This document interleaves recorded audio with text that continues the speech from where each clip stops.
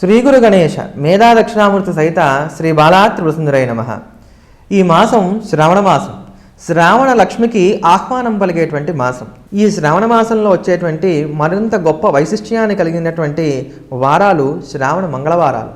ఈ శ్రావణ మంగళవారాలన్నీ కూడా గౌరీ ప్రీతి పాత్రమైనవి అని చెప్తారు. సాధారణంగానే కుజుడంటే సౌభాగ్యాన్ని ఇచ్చేటువంటి వాడు. స్త్రీలకి సంబంధించినటువంటి ఆవర్తన దోషాలు, ఋతు దోషాలు ఏవైతే ఉన్నాయో అవి కలగడానికి కానీ కలగకుండా ఉండటానికి కానీ ఉపయోగపడేటువంటి వాడు.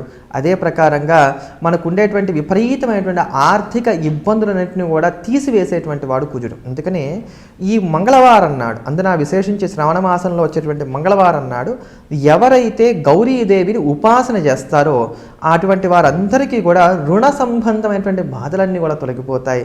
ఆరోగ్య సంబంధమైనటువంటి దోషములు ఉంటే తొలగిపోతాయి. సౌభాగ్యానికి వచ్చేటువంటి ఆటంకాలు తొలగిపోతాయని చెప్పారు. శ్రవణ నక్షత్రం చంద్రగ్రహ ప్రాధాన్యత కలిగినటువంటి నక్షత్రం గనక ఈ చంద్రుడు దేవీ ఉపాసకుడు గనక దేవీ ఆరాధన చేసేటువంటి వారిని ఈ మాసమంతా ఎవరైతే మంగళగౌరిని ఆరాధన చేస్తున్నారో అటువంటి వారిని బాధించకుండా ఉంటాడట. అందుకనే ఈ యొక్క శ్రావణ మంగళవారాల్లో దుర్గా ప్రీతిపాత్రంగా, మంగళగౌరి ప్రీతిపాత్రంగా ఎవరైతే అమ్మవారికి అఖండమైనటువంటి కుంకుమార్చనలు చేస్తారో వారికి ఇందాక చెప్పినటువంటి సౌభాగ్యాన్ని, ఆరోగ్యాన్ని, ఐశ్వర్యాన్ని, ఆనందాన్ని పొందడానికి కానీ ఆస్కారాలు ఏర్పడతాయన్నారు. ప్రత్యేకించి అమ్మవారి యొక్క అనుగ్రహాన్ని పొందడానికి కానీ స్త్రీలకు మంగళగౌరి వ్రతాన్ని ఈ మాసంలో ఈ యొక్క మంగళవారాల్లో నిర్దేశం చేయడం జరిగింది. ఎవరైనా అప్పటికీ కూడా తమ సౌభాగ్యం పచ్చగా 10 కాలాల పాటు నిండుగా మెండుగా ఉండాలనుకునేటువంటి స్త్రీవర్గం అంతా కూడా ఈ మంగళవారాల్లో పసుపుతో గౌరీదేవి యొక్క ప్రతిమను తయారు చేసుకొని అమ్మవారిని పూజించి భర్త దగ్గర ఆశీర్వాదాన్ని తీసుకొని కథాక్షతలు చెప్పుకొని ఆ కథాక్షతలను శిరస్సున ధారణ చేసి కథ చెప్పుకుంటున్నంతసేపు కూడా జ్యోతుల మీద పట్టినటువంటి ఆ కాటుకు ఏదైతే ఉందో దాన్ని ధరించినట్లయితే గనక వారికి అఖండమైనటువంటి సౌభాగ్యం కలుగుతుంది అని చెప్పని మనకి శాస్త్రం తెలియజేస్తోంది. వ్రతరత్నాకరం కూడా తెలియజేస్తోంది. అదే కాటుకుని గనక వివాహం కానటువంటి కన్యలు గనక ధరించినట్లయితే సకాలంలో మంచి వివాహం జరగడానికి, ఒక మంచి వరుడు రావడానికి కూడా ఆస్కారం ఏర్పడుతుందని కూడా మనకి ఈ వ్రత కథలు మనకు తెలియజేస్తూ వస్తున్నాయి. పెద్దలు కూడా తెలియజేస్తూ వస్తున్నారు. వీటిల్లో ప్రధానమైనటువంటిదల్లా ఏమిటంటే శనగలని దానం ఇవ్వటం, ముత్తైదువుల్ని పూజించడం.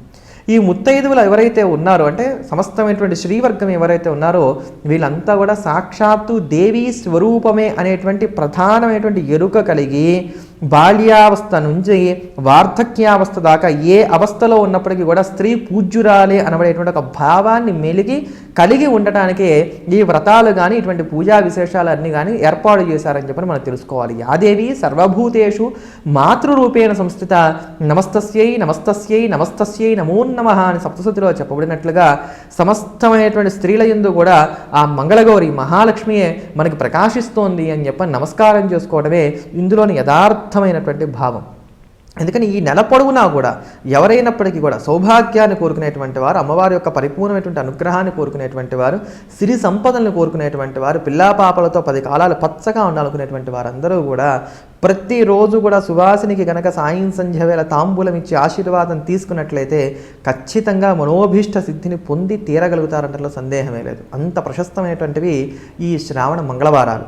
అదే ప్రకారంగా ఈ శ్రావణ శనివారాలు, సోమవారాలు, మంగళవారాల తర్వాత ఎంతో గొప్పగా ప్రధానంగా చెప్పుకోదగినటువంటివి శ్రావణ శుక్రవారాలు. శుక్రగ్రహానికి సంబంధించినటువంటి అధిష్టాన దేవత మహాలక్ష్మి. ఆ మహాలక్ష్మి యొక్క పరిపూర్ణమైనటువంటి అనుగ్రహాన్ని పొందడానికి గాను ఈ శ్రావణ శుక్రవారాలు మనకు భవ్యంగా ఉపయోగపడతాయి. నలగకుండా ఒక బట్ట కట్టుకోవాలన్నా, ఇంట్లో ఉండేటువంటి సామాగ్రి అంతా కూడా చెక్కు చెదరకుండా ఎప్పటికీ అలా కలకలలాడుతూ నిత్యంగా అలా ఉండాలన్నా, ఒక మంచి ఇల్లు కొనుక్కోవాలన్నా, విలాసవంతమైనటువంటి ఒక జీవనాన్ని గడపాలన్నా, భార్యాభర్తల మధ్య ఎనలేని మైత్రి చేకూరి ఉండాలన్నా, ఇంటి ఆడపడుచులందరూ కలకలాడుతూ 10 కాలాల పాటు పచ్చగా ఉండాలన్నా వీటన్నిటికీ కూడా శుక్రగ్రహానుకూలతే మనకి ప్రధానమైనటువంటిది. ఆ శుక్రుడి యొక్క అనుగ్రహాన్ని మనకి భవ్యంగా అందించేటువంటి దైవమే మహాలక్ష్మి. లక్ష్మీదేవి యొక్క పరిపూర్ణమైనటువంటి అనుగ్రహాన్ని మనకు అందుకోవడానికి ఉపకరించేటువంటివి ఈ శ్రావణ శుక్రవారాలు.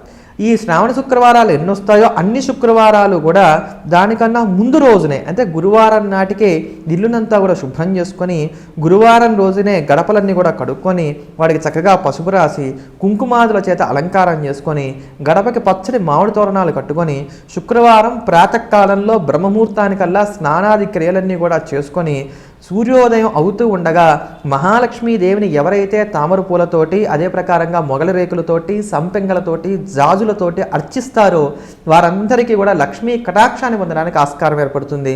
తులసి దళాలతో అర్చించినట్లయితే కనుక ఐశ్వర్యాన్ని కూడా పొందడానికి ఆస్కారం ఏర్పడుతుంది. ఈ రోజుల్లో తామరపూలు దొరకట్లేదు, మొగలి రేకులు దొరకట్లేదు, సంపెంగలు విరివిగా దొరకట్లేదు అనేటువంటి వారికి చాలా చక్కగా అందుబాటులో ఉండేటువంటివి తులసి దళాలు, జాజిపూలు. ఈ జాజిపూలు సాక్షాత్తు లక్ష్మీ స్వరూపమే అని చెప్పబడింది. పుష్పానాం జాజిరుత్తమ అన్నారు.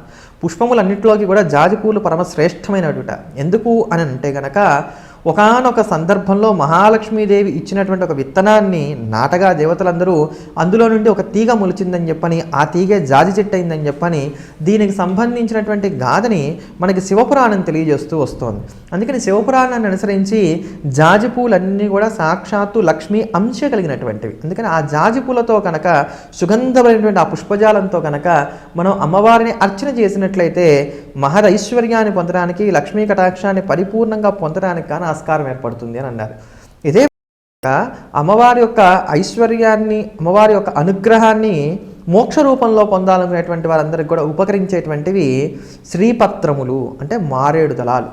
ఒకానొక సందర్భంలో లక్ష్మీదేవి ఈశ్వరుని ఉపాసన చేస్తూ ఉండగా తనని తాను వృక్షరూపంగా మార్చుకుందిట. అలా లక్ష్మి తనని తాను వృక్షరూపంగా మార్చుకున్నటువంటి స్వరూపానికే శ్రీవృక్షము, మారేడు వృక్షము అనేటువంటి పేర్లు ఉన్నాయి. అందుకని ఆ మారేడు పత్రాలతో కనుక ఈ శుక్రవారాలలో, శ్రావణ శుక్రవారాల్లో కానీ శ్రావణ మాసం అంతా కానీ లక్ష్మీదేవిని అష్టోత్తరం చేత కానీ సహస్రనామం చేత కానీ అర్చించినట్లయితే కనుక మోక్షాన్ని పొందడానికి, ఐశ్వర్యాన్ని పొందడానికి ఆస్కారం ఏర్పడుతుంది అని అన్నారు.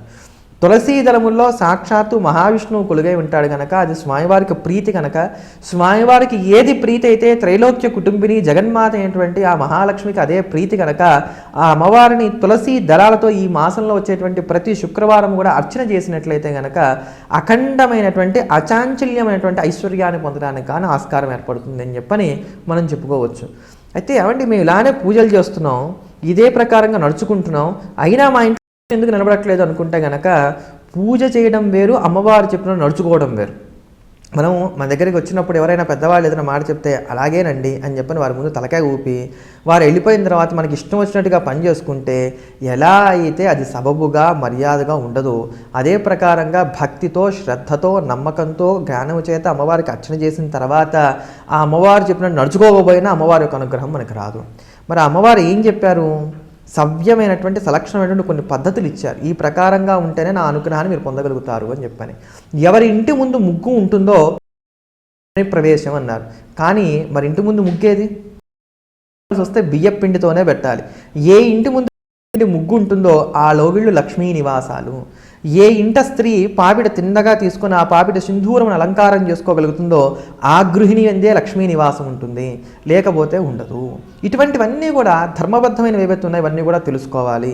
ఇనుప పిన్నులను సైడ్ పిన్లు అనేటువంటి పేరుతో తల మీద పెట్టుకున్న అవి ఇనుముతో తయారు చేయబడినటువంటి కనుక అక్కడ కూడా లక్ష్మీ నివాసం ఉంటుంది, అయితే అలక్ష్మీ నివాసం ఉంటుంది కనుక దీన్ని జాగ్రత్తగా తెలుసుకోవాలి.